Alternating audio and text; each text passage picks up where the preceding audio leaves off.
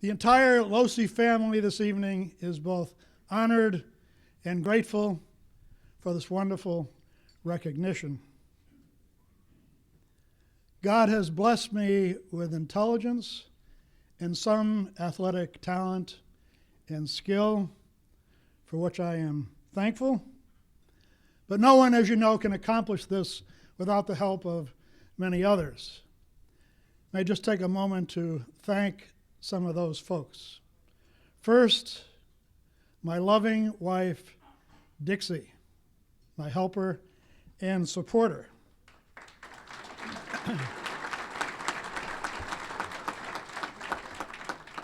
Now, folks have asked how this social nerd, as they called me in the 50s, nicknamed Hoot, before that feminine physical attraction is so well known today,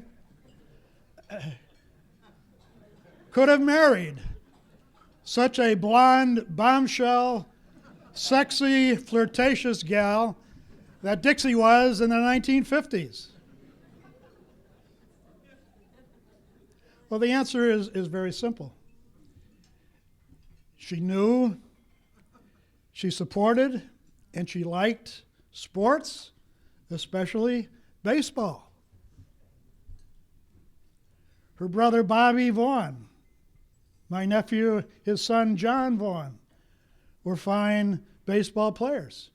And Bobby, if you remember, was a catcher.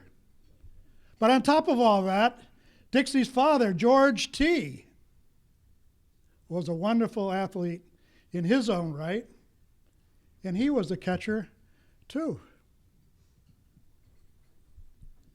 So you can see what a family I married into.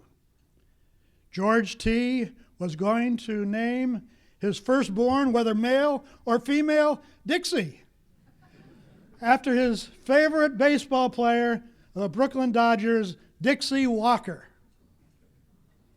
Now you tell me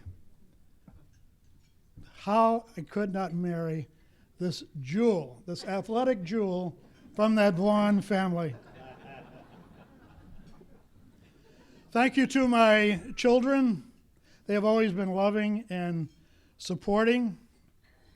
The girls I know now with their own families have come to know a little bit more about sports, even baseball. They taking their kids to practice and games and so on. And the boys were pretty good athletes in their own right.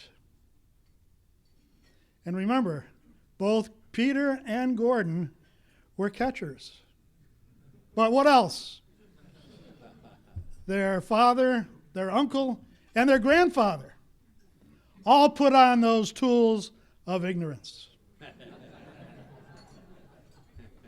Thank you to my grandchildren for their love and support. Thank you to my only brother, Bud. Now, my brother Bud was not only my teammate in the 50s, but brother Bud was also my playmate. How many hours of shooting hoops, playing tackle football in the leaves? And when we could not on Judd Street or Round Hill Road throw the hard balls around, we found wiffle balls and tennis balls. And last of all, we put the socks together and played sock ball. But remember, folks, this was before video games, automobiles, and cable television. Thank you to my teammates. You will always be teammates. Thank you to my players. You will always be remembered. My last points are these. This past spring, I attended a softball game in a town nearby that I won't mention. And while I was watching the game, which was going on pretty poorly, and there was kind of a lack of throwing and hitting and fielding and pretty much know-how of the game of softball, I had the audacity to speak to one of the women there, I guess was a mother, and say to her, "Boy, I think these girls might need some practice in hitting and throwing and fielding and all about the game of softball. Well, she said.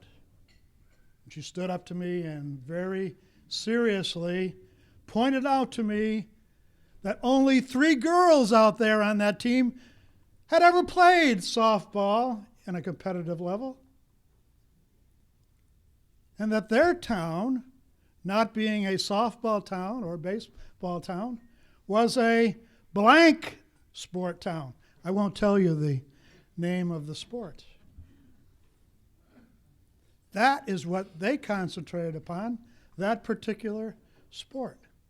Now that got my brain to a spinning after hearing that, and I said to myself, I come from Bristol, and I'm proud of it. We have a multi-faceted arena of sports. We have the Boulevard and Muzzy Field and Page Park, and in the old days we had the dump on the bottom of Kelly's Hill. And remember the Federal Hill Green? My goodness, you look at that today and you say, how in the world could you play ball on the green? But that's what was done. Not to discount my fellow inductees, because I know we have all these other wonderful sports to be represented tonight. But I feel, frankly, that Bristol should be known as the baseball capital of Connecticut, if not all of New England, at least on the amateur level.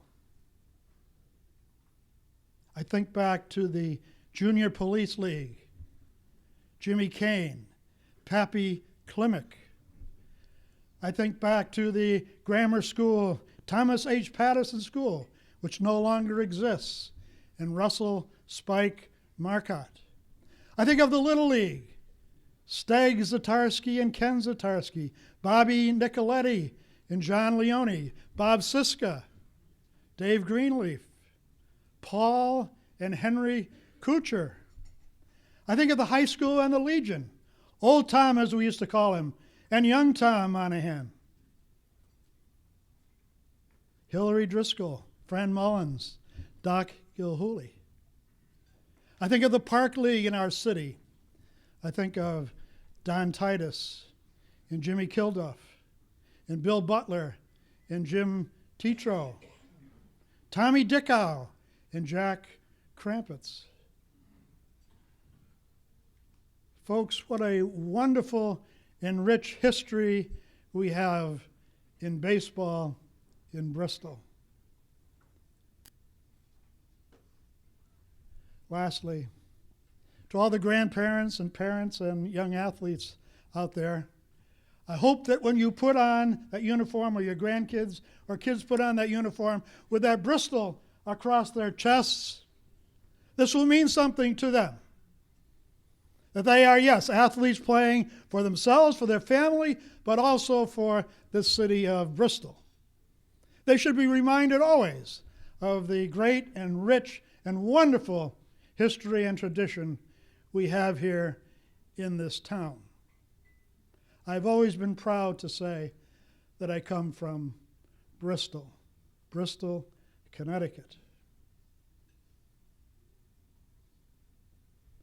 Tell your grandchildren and children to not only participate in athletics, but to compete. The rule book writers, say the object of the game is to score more runs, have more points than your opponent. And I am, frankly, probably a dinosaur when I keep harping on the competitiveness rather than simply the participation in sports. Be the best you can be. Play for yourselves, your family, and your city. But compete. Compete hard within the rules, of course. The Losey-Vaughan connection tonight is most honored.